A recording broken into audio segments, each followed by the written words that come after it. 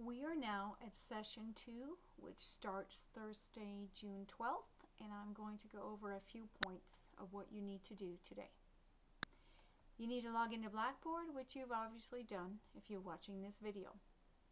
You need to click on your Pearson link, and then you need to go to your ebook and read sections 1.1 and 1.2 in your book. When you click on those sections, you have the option of viewing a roughly 8-minute video on each topic, and I highly recommend that you do the video lectures.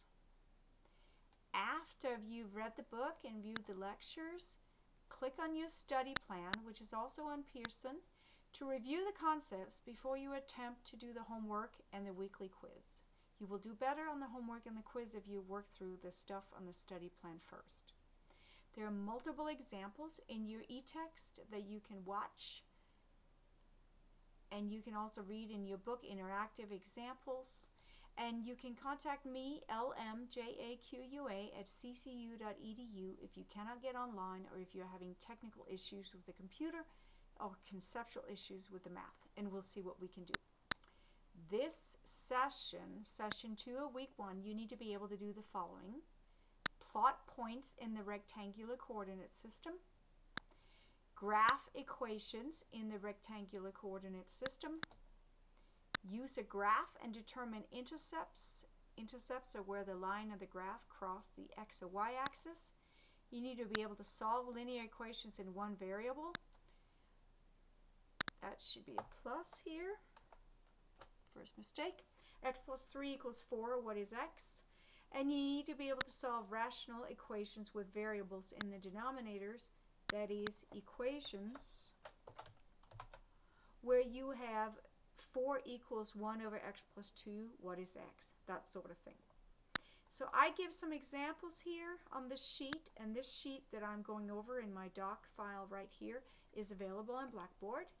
Graph this, graph that, and so forth. And then at the end, I have a couple of notes. Specific things you need to keep in mind in order to do the problems. So this is my note sheet that's up on Blackboard. Now we are going to go to the Pearson shell and look at the homework. Here I am on the Pearson shell, and I have the first problem, which says the graph of a rational function f is shown in this figure. Use the graph to find f when x is equal to 3. So I look at my little graph over here, and I don't like it because it's too small. So I click on the magnifying glass here, and that I can make it up to maximum size. What is f of 3? F of 3 is f when x is equal to 3. Here's my x-axis. I have 2 here, I have 4 here, so 3 is here. So I go up. F of 3 is equal to 9. Then I can close out this, and it's still over here. Then I can go here and say f of 3 is equal to 9. I put in the number 9. I then check my answer. Well done. It's always going to give you really silly, sometimes stupid comments like fantastic, outstanding, wow, you rock. Ignore those. You're not in kindergarten, but that's what Pearson does. Then you move to the next problem.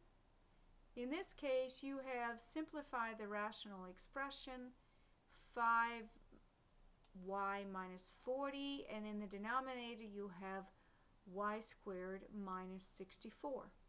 So you've got to find the correct choice. Either the expression cannot be simplified, or it has a simplification which you have to work out. In this case, 5y minus 40 on top can be written as 5 times parenthesis y minus 8, and the bottom can be written as y plus 8 times y minus 8. Now, if you did not know how to do this, you have the 3 choices over here. Help me solve this, view an example, or ask my instructor.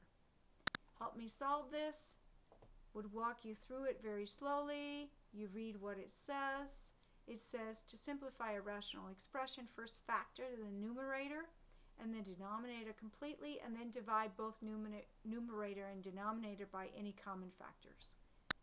You would continue, and you would say here 5y minus 40 gives you 5 times parenthesis, oh, I need a multiplication, 5 times parenthesis y minus 8 and a parenthesis. That's my top.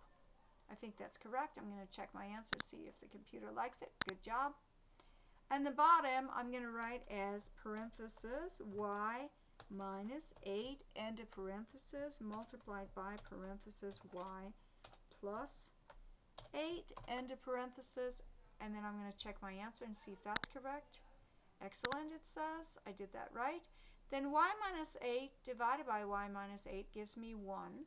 So my answer is going to be 5 divided by, and then y plus 8. Check answer. Good job. So here's my answer. I have solved it, and I'm going to close, but I'm going to remember that it's 5 over y plus 8. And because I did that with help me solve this, I now have to do another one. Basically, when you're here, you should write this out on paper so that you can follow along, so when you give your answer here, you have it on paper. This one is showing an X because I needed help to solve it. It goes on. There are a lot of problems here. Let me see, I want to get to one that has a coordinate system. Let me pause. Okay, so here's the problem with the coordinate system. It says plot the point -1, -5 in the rectangular coordinate system. Again, I like my box to be a little bigger. This is probably big enough for what I'm doing. I can still see the problem over here. -1, -5. In this case, you can drag. -1 is here, -5 is here. So I'm simply going to drag my point where I need it. I'm going to save it, and then I'm going to check my answer. That is incorrect. I did -1 plus 5. So that wasn't good. So let me go back, open it again. I had the -1 right, but I went the wrong direction with the 5. Now I'm going to go down, -1, -5. If you can't see it, go to here so it's maximized. -1, -5. I think I have it right. Put it back to normal. Let me save my point. Then let me check my answer again. Well done. End of problem. So, final point with this. If you get to a problem like this and you really don't know how to solve it, you're just struggling with the text, if you've tried Help Me Solve This, or if you choose not to, if you tried View an Example, if you tried clicking on Textbook and you can't find any place in the textbook where your particular issue is addressed, this button will take you straight to where the section is, where this is covered. But if you still don't get it, you can click Ask My Instructor. That I'm on preview right now, so I can't access it. But Ask My Instructor, you can type in an email and say, I did this, I'm lost at this point. I don't understand how to read the tuition and fees or whatever it is. You don't know exactly what to do. I will answer back as quickly as possible. If you need to work this on paper first, you can click Print. That will print this problem, and without you losing any credit, you can work it on paper, and then when you're ready, you can come back and enter the number that you would get here. You're always allowed to have your calculator along or use an online graphing calculator. And speaking of online graphing calculators, this is my favorite online. You would go to www.meta-calculator.com. That would get you to this situation here. You can do the following in this spot. There's a matrix calculator, which we'll need at the end of the course. There is a scientific calculator for scientific notation, exponentials, and most of all, there's this graphing calculator here.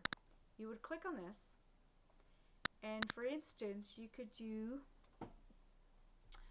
x squared, y equals x squared. Then you would click on graph. Oops, I have a syntax error here. Hold on. So basically, you would write y equals, and then you could click on x squared, for example. Then you click on Graph, and here's your nice graph, y equals x squared. You could also get a table that shows you when y is equal to minus 7, when x is equal to minus 7, y is equal to 49, and so forth.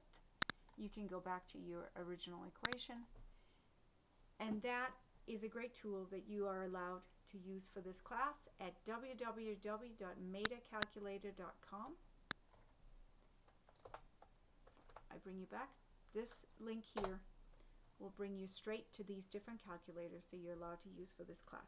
That is all I have for today. If you have any questions, email me as soon as possible and let's work on it together.